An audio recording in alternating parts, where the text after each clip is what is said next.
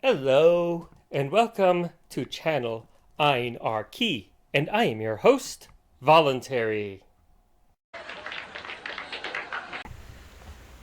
The interactions of Muslim refugees in Western countries has been problematic.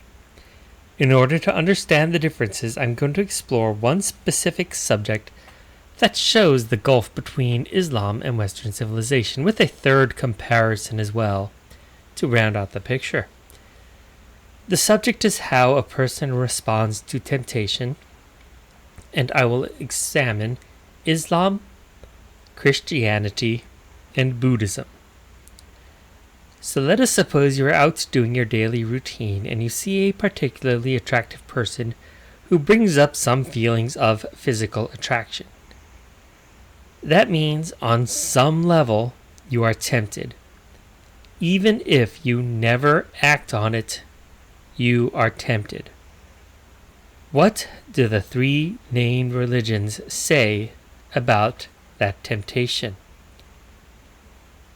In Christianity, being tempted is the fault of the person feeling temptation. I've never been a big fan of thought crime, which is what this is.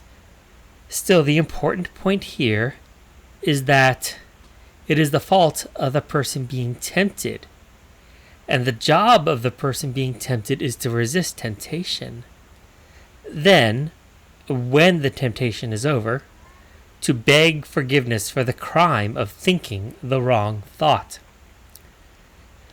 Now, the implementation isn't perfect. Many areas have morality laws. The city I live in only recently legalized alcohol sales on Sunday. In most of the United States, prostitution is legally forbidden. Laws against vice have come and gone over the years and are often pushed by people who have a religious reason for pushing those laws.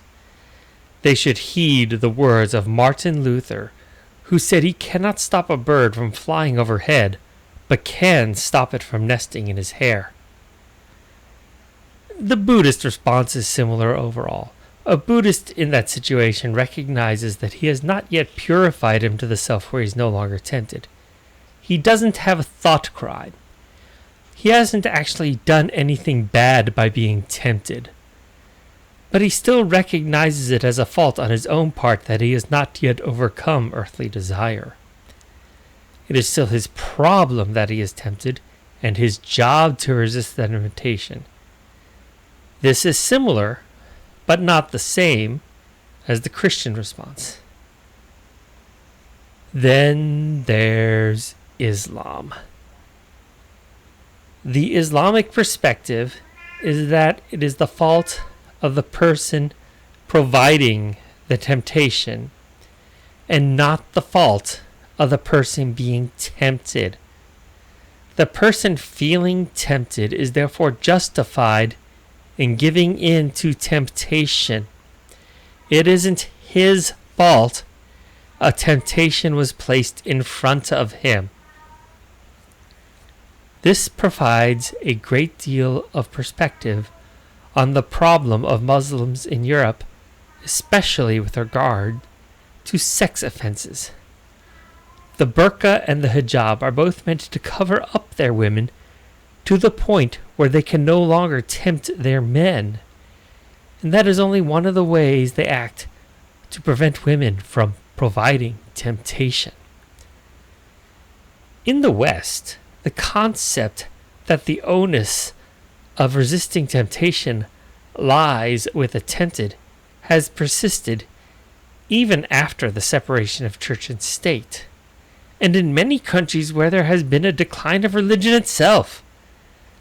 That is why women in Europe can walk around wearing very little, but women in the Middle East must cover up. Men from the Middle East who are in Europe face a situation where their culture says they are allowed to do what they want to those who tempt them, but the laws in Europe say they must control themselves. If that isn't bad enough, they view their religious laws as overriding secular laws.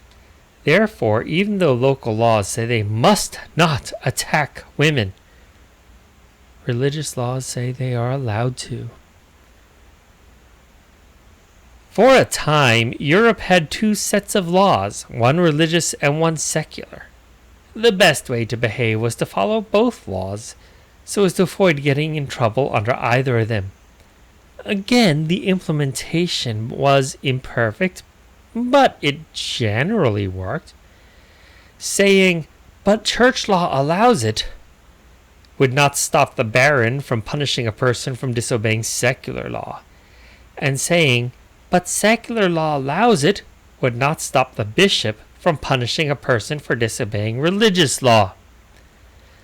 Since Muslims believe that religious law trumps secular law in every case, they actually believe, "But religious law allows it," is a valid excuse. 3 religions. 2 of them say if you are tempted, your job is to deal with the temptation. 1 of them says it is acceptable to give in to temptation because the fault is on the person who produced the temptation. This also accounts for the desire to ban anything considered haram, such as the purchase, sale, or consumption of alcohol. Just as women must cover up to avoid tempting men, stores must not be allowed to sell sinful items to avoid tempting people in general.